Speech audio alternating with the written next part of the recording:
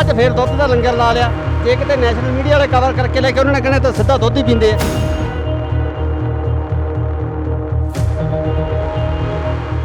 भाई वो तो कवर करते ही नहीं। पहली गल तो यह है, ठीक है जे करते आ पता नहीं दुध नूं दिखाउणगे की, ਉਹਦਾ ਸਾਨੂੰ ਬਦਨਾਮ ਕਰਨ ਦੀਆਂ ਕੋਸ਼ਿਸ਼ਾਂ ਕਰਦੇ ਆ। ਵੱਧ ਤੋਂ ਵੱਧ ਇਹਨੂੰ ਦਿਖਾ ਰਹੇ ਨੇ। ਜਿਹੜਾ ਆਪਣੇ ਨੈਸ਼ਨਲ ਮੀਡੀਆ ਗੋਦੀ ਮੀਡੀਆ ਜਿਹਨੂੰ ਕਹਿੰਦੇ ਆ, ਉਹ ਤਾਂ ਖਬਰ ਇਹ ਕੱਢ ਹੀ ਨਹੀਂ ਰਿਹਾ।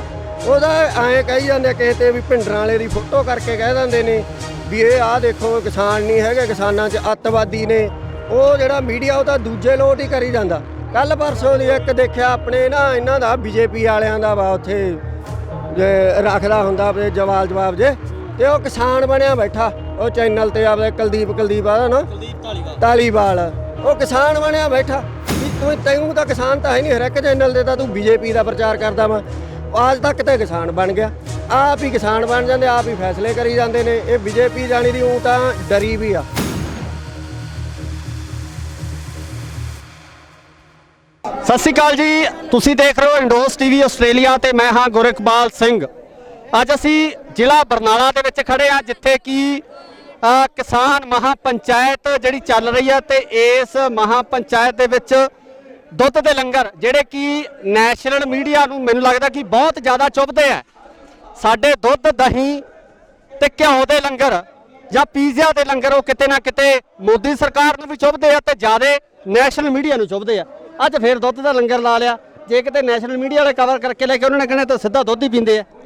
ਬਾਈ ਉਹ ਤਾਂ ਕਵਰ ਕਰਦੇ ਹੀ ਨਹੀਂ। ਪਹਿਲੀ ਗੱਲ ਤਾਂ ਇਹ ਆ, ਠੀਕ ਆ ਜੇ ਕਰਦੇ ਆ ਪਤਾ ਨਹੀਂ ਦੁੱਧ ਨੂੰ ਦਿਖਾਉਣਗੇ ਕੀ, ਉਹਦਾ ਸਾਨੂੰ ਬਦਨਾਮ ਕਰਨ ਦੀਆਂ ਕੋਸ਼ਿਸ਼ਾਂ ਕਰਦੇ ਆ ਵੱਧ ਤੋਂ ਵੱਧ। ਤੇ ਇਹਦੇ ਬਾਰੇ ਨਹੀਂ ਕੁਝ ਦੱਸਦੇ। ਦੁੱਧ ਦਾ ਲੰਗਰ 35 ਕੁਇੰਟਲ ਦੁੱਧ ਸਾਡੇ ਕੋਲੇ ਆ ਗਿਆ ਸਵੇਰ ਦਾ। ਅੱਜ ਸਾਡੇ ਪਿੰਡ ਦਾ ਸਹਿਯੋਗ ਆ, ਆਲੇ ਦਾਲੇ ਦੇ ਪਿੰਡਾਂ ਦਾ ਸਹਿਯੋਗ ਸੀ। ਪਿੰਡ ਦਾ ਨਾਂ ਦੱਸ ਦਿਓ ਪੂਰਾ ਕੀ। ਪਿੰਡ ਆਪਣਾ ਖਿਆਲੀ ਜੀ, ਜ਼ਿਲ੍ਹਾ ਬਰਨਾਲਾ। ਇਹ ਫਿਰ ਜਿਹੜਾ ਪਿੰਡ ਚੋਂ ਤੁਸੀਂ ਵਾਸ ਕਰਕੇ ਇਕੱਠਾ ਕੀਤਾ, ਤੁਰ ਫਿਰ ਕੇ ਇਕੱਠਾ ਕੀਤਾ, ਜਾਂ ਲੋਕਾਂ ਦਾ ਸਹਿਯੋਗ ਸਿੱਧਾ ਮਤਲਬ ਤੁਹਾਡੇ ਘਰਾਂ ਤੱਕ ਜਿਹੜਾ ਇੱਕ ਥਾਂ ਪਹੁੰਚਿਆ ਹੈ? ਇਹ ਵੀਰੇ ਗੁਰੂ ਘਰ ਆਪਣੇ ਆਪ ਦੇ ਆਪ ਪਹੁੰਚਿਆ ਵਾ। ਕੋਈ ਬਾਂਸ ਨਹੀਂ ਕਰੀ ਇਹਦੇ 'ਚ, ਕੁਛ ਨਹੀਂ ਕਿਹਾ ਵਾ। ਹੋਕਾ ਦਿੱਤਾ ਸੀ, ਪਤਾ ਹੀ ਆ ਵੀ ਕਾਲੇ ਕਾਨੂੰਨ ਆਪਣੇ ਰੱਦ ਨਹੀਂ ਹੋਏ, ਉਹਦੇ ਬਾਰੇ ਚੱਲਦਾ। ਤੇ ਬਹੁਤ ਵੱਡਾ ਜਾਣੀ ਦੀ ਅੱਜ ਆਪਣੇ ਮਹਾਪੰਚਾਇਤ ਰੱਖੀ ਗਈ ਆ ਬਰਨਾਲੇ 'ਚ। ਤੇ ਉਹਦੇ ਸੰਬੰਧ ਦੇ ਵਿੱਚ 10 ਦਿਨ ਹੋ ਗਏ ਤਿਆਰੀਆਂ ਚੱਲਦੀਆਂ ਨੂੰ ਤਾਂ ਘੱਟ ਤੋਂ ਘੱਟ। ਤੇ ਇਹ ਫਿਰ ਹੁਣ ਪਤਾ ਹੀ ਆ ਲੋਕਾਂ ਨੂੰ ਵੀ ਦੁੱਧ ਦੀ ਲੋੜ ਆ ਵੱਧ ਤੋਂ ਵੱਧ। ਤੇ ਨਾਲ ਪ੍ਰਸਾਦੇ ਦਾ ਲੰਗਰ ਵੀ ਚੱਲਿਆ ਵਾ, ਤੇ ਉਹ ਵੀ ਬਹੁਤ ਵਧੀਆ। 2 ਦਾਲਾਂ ਬਣੀਆਂ ਹੋਈਆਂ ਸੀ। ਕੋਈ ਚੀਜ਼ ਦੀ ਘਾਟ ਤਾਂ ਯਾਰ ਹੈ ਹੀ ਨਹੀਂ।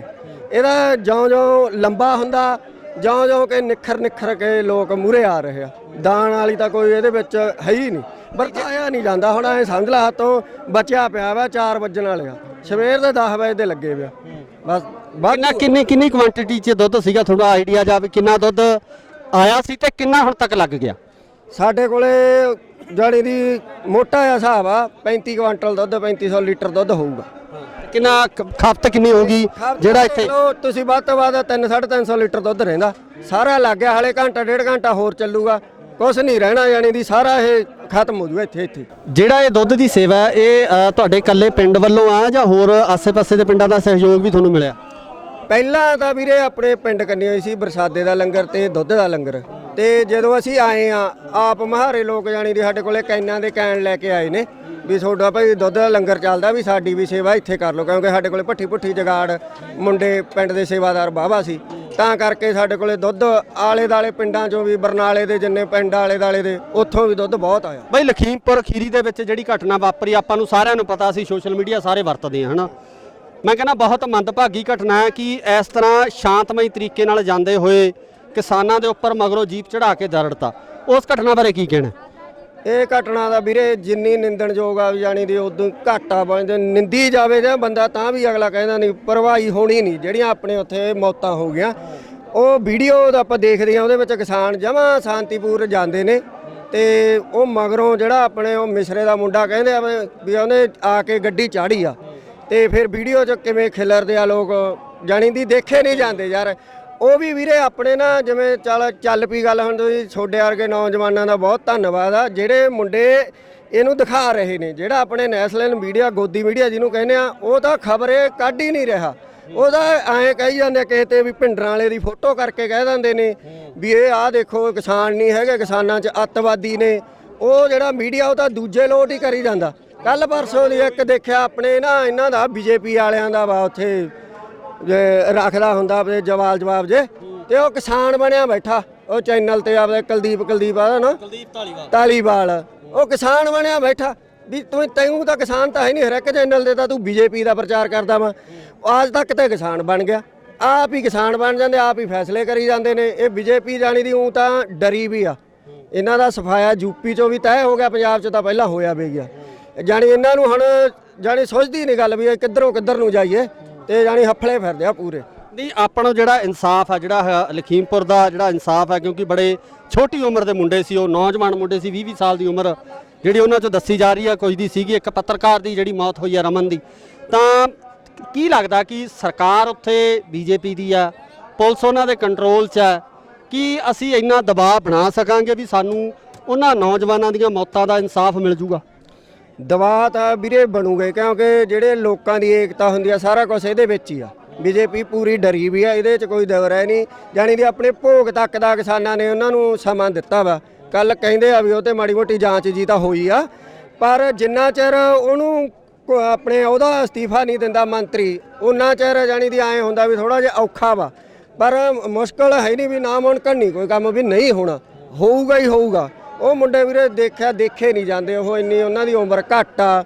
45 ਲੱਖ ਦਾ ਇਹਨਾਂ ਨੇ ਦੇਤਾ। ਆਪਣੇ ਪੰਜਾਬ ਵਾਲੇ ਵੀ ਗਏ ਨੇ, ਆਪਣੇ ਪੰਜਾਬ ਵਾਲਿਆਂ ਨੂੰ ਹੁਣ ਪੁੱਛਣ ਵਾਲਾ ਵੀ ਨਰਮੇ ਗੁਲਾਬੀ ਸੁੰਡੀ ਦਾ ਤਾਂ ਜ਼ੋਰ ਤਾਂ ਇੱਧਰ ਆ, ਤੁਸੀਂ ਜਾ ਕੇ ਉੱਥੇ ਕਰਨ ਲੱਗੇ। ਅਸੀਂ ਆਏ ਨਹੀਂ ਕਹਿੰਦੇ ਵੀ ਉੱਥੇ ਨਾ ਦਿਓ, ਪਰ ਆਪ ਦੇ ਵੀ ਮਾੜਾ ਮੋਟਾ ਦੇਖਣਾ ਚਾਹੀਦਾ ਵੀ ਆਪਣਾ ਸੂਬਾ ਕਿੱਥੇ ਚੱਲਦਾ, ਕੀ ਗੱਲਬਾਤ ਆ। ਇਹਦਾ ਕਰਕੇ ਸਿਆਸੀ ਰੋਟੀਆਂ ਸੇਕਦੇ ਆ ਉਹ ਤਾਂ ਵੀਰੇ ਸਾਰੇ, ਕਿਸੇ ਨੂੰ ਨਹੀਂ ਹੈਗਾ। ਜਾਣੇ ਦੀ ਲੋਕਾਂ ਨੂੰ ਜ਼ਰੂਰ ਹਮਦਰਦੀ ਆ, ਆਪਣੇ ਜਾਂਦੇ ਵੀ ਆ ਪੰਜਾਬੀ, ਤੁਹਾਨੂੰ ਪਤਾ ਹੀ ਆ ਕਹਿ ਦੇਣਾ ਚ ਉਧਰ ਸਰਕਾਰ ਵੀ ਬਦਲੀ ਆ, ਹੁਣ ਮੁੱਖ ਮੰਤਰੀ ਬਦਲਿਆ। ਚੰਨੀ ਤੋਂ ਕੋਈ ਉਮੀਦ ਲੱਗਦੀ ਹੈ ਵੀ ਕੈਪਟਨ ਨੇ ਤਾਂ 4.5 ਸਾਲ ਜਿਵੇਂ ਸਾਰੇ ਲੋਕ ਹੀ ਕਹਿੰਦੇ ਵੀ ਕੁਝ ਨਹੀਂ ਕਰਿਆ, ਤੇ ਚੰਨੀ ਤੋਂ ਕੋਈ ਉਮੀਦ ਲੱਗਦੀ ਹੈ ਵੀ ਕੋਈ ਨਿਬੜੂਗਾ? ਚੰਨੀ ਤੋਂ ਵੀਰੇ ਆਏ ਆ ਉਮੀਦ ਤਾਂ ਐ ਨੇ, ਜਿਹੜਾ ਸਾਰਾ ਹੁਣ ਇਹਨਾਂ ਦਾ ਪਲਾਨ ਹੀ ਆ। ਜਿਵੇਂ ਅੱਗੇ ਦਲਤ ਚਿਹਰਾ ਉਹਨਾਂ ਨੇ ਇਹ ਕਹਿੰਦੇ ਅਸੀਂ ਲਾਵਾਂਗੇ, ਉਹਨਾਂ ਨੇ ਲਾਤਾ। ਇਸ ਕਰਕੇ ਕੋਈ ਖਾਸ ਉਮੀਦ ਨਹੀਂ, ਕਿਉਂਕਿ ਉਹਦੇ ਇੰਨੇ ਹੱਥ ਜਾਣੀ ਦੀ ਪਾਵਰ ਹੈ ਨਹੀਂ ਗੀ। ਇੱਕ ਚੱਲ ਨਾਂ ਦਾ ਉਹਨਾਂ ਨੇ ਬਣਾਤਾ ਮੁੱਖ ਮੰਤਰੀ ਜ਼ਰੂਰ ਉਹ, ਪਰ ਪਾਵਰਾਂ ਹਲੇ ਕਿਤੇ ਨਾ ਕਿਤੇ ਉੱਥੇ ਸਿੱਧੂ ਦੀਆਂ ਜਾਂ ਕੈਪਟਨ ਦੀਆਂ ਕਿਸੇ ਦੀਆਂ ਵੀ ਕਹਿ ਦਈਏ ਉਹੀ ਚੱਲ ਰਹੀਆਂ ਨੇ। ਮਗਰ ਸਿੱਧੂ ਸਾਹਿਬ ਵੀ ਕਹਿੰਦੇ ਉੱਥੇ ਭੁੱਖ ਹੜਤਾਲ ਤੇ ਸੀ, ਕੱਲ ਹੜਤਾਲ ਚੱਕਤੀ ਹੈ, ਉਹਦੇ ਬਾਰੇ ਕੀ ਕਹਿਣਾ? ਉਹ ਵੀਰੇ ਦਾ ਇੱਕ ਹਾਸੋਹੀਣੀ ਦੀ ਗੱਲ ਆ, ਉਹਨੂੰ ਤਾਂ ਪਤਾ ਲੱਗ ਗਿਆ ਸੀ ਵੀ ਮਿਸਰੇ ਦੇ ਮੁੰਡੇ ਨੇ 11 ਵਜੇ ਪਹੁੰਚ ਜਾਣਾ। ਉਹ ਗਰੀਬ ਚਵਾਰਾ ਪੱਤਰਕਾਰ ਆ ਜਿਹਦੇ ਘਰੇ ਜਾ ਕੇ ਉਹਨੇ ਡੇਰਾ ਲਾ ਲਿਆ ਵੀ ਤੂੰ ਲਾਉਣਾ ਉੱਥੇ ਉਹਦੇ ਜੋਗੀ ਦੇ ਬਹਿ ਜਾ ਕੇ ਉੱਥੇ ਬਹਿ ਕੇ ਦੇ ਧਰਨਾ ਵੀ ਮੈਂ ਨਹੀਂ ਹਿਲਦਾ ਉਹਨਾਂ ਚਿਰ। ਪੱਤਰਕਾਰ ਦੇ ਘਰੇ ਉੱਥੇ ਕੀ ਲੱਭ ਲੂਗਾ? ਉੱਤੋਂ ਚਵਾਰਾ ਸਾਰਾ ਟੱਬਰ ਉਹਨਾਂ ਨੇ ਕੰਮਕਾਰ ਲਾ ਲਿਆ। ਉਹ ਹੋਰ ਇਹ ਤਾਂ ਸਿੱਧੂ ਦਾ ਸਿਆਸਤ ਕਰਦਾ, ਜਿੰਨੀ ਘੱਟ ਉਨੀ ਕਹਿ ਲਈ ਆਪਾਂ, ਉਹੀ ਗੱਲ ਹੋਈ। ਹੁਣ ਆਖਰੀ ਸਵਾਲ ਆ ਤੁਹਾਨੂੰ ਵੀ 2022 ਦੇ ਵਿੱਚ ਪੰਜਾਬ ਦੇ ਲੋਕਾਂ ਦਾ ਮਹਾਂਦਰਾ ਕਿਹੜੇ ਪਾਸੇ ਹੋਊ? ਪਾਰਟੀਆਂ ਤਾਂ ਅਸੀਂ ਤਿੰਨੇ ਨਕਾਰਤੀਆਂ ਵੀ ਅਕਾਲੀ ਵੀ ਅਸੀਂ ਵੋਟਾਂ ਨਹੀਂ ਪਾਉਣੀਆਂ, ਕਾਂਗਰਸ ਨੂੰ ਵੀ ਅਸੀਂ ਵੋਟਾਂ ਨਹੀਂ ਪਾਉਣੀਆਂ, ਆਮ ਆਦਮੀ ਪਾਰਟੀ ਦੇ ਕਿਤੇ ਨਾ ਕਿਤੇ ਕੋਈ ਹੱਕ 'ਚ ਖੜਾ ਦਿਸਦਾ, ਪਰ ਤੁਸੀਂ ਕੀ ਕਹਿੰਦੇ ਹੋ ਵੀ 2022 ਦੇ ਵਿੱਚ ਜਿਹੜੇ ਕਿਸਾਨ ਆ ਜਾਂ ਪੰਜਾਬ ਦੇ ਲੋਕ ਆ ਕਿੱਧਰ ਨੂੰ ਜਾਣਗੇ? ਸਵਾਲ ਤੁਹਾਡਾ ਬਹੁਤ ਗੰਭੀਰ ਆ, ਕਿਉਂਕਿ ਆਪਾਂ ਜਦੋਂ ਦਾ ਅੰਦੋਲਨ ਚੱਲਦਾ ਤਿੰਨੇ ਪਾਰਟੀਆਂ ਨੂੰ ਹੀ ਆਪਾਂ ਨਾ ਕਰ ਰਹੇ ਹਾਂ, ਕੋਰੀ ਨਾ ਵੀ ਆਪਾਂ ਇਹਨਾਂ ਨੂੰ ਵੋਟ ਨਹੀਂ ਪਾਉਣੀ। ਤੇ ਪਰ ਜਿੰਨਾ ਚਿਰ ਇਹ ਅੰਦੋਲਨ ਦਾ ਕੋਈ ਨਿਬੇੜਾ ਨਹੀਂ ਹੁੰਦਾ, ਉਸ ਬਾਰੇ ਹਲੇ ਇਹ ਚੀਜ਼ ਬਾਰੇ ਸੋਚਿਆ ਨਹੀਂ ਜਾਂਦਾ, ਕਿਉਂਕਿ ਟਾਈਮ ਹੈਗਾ।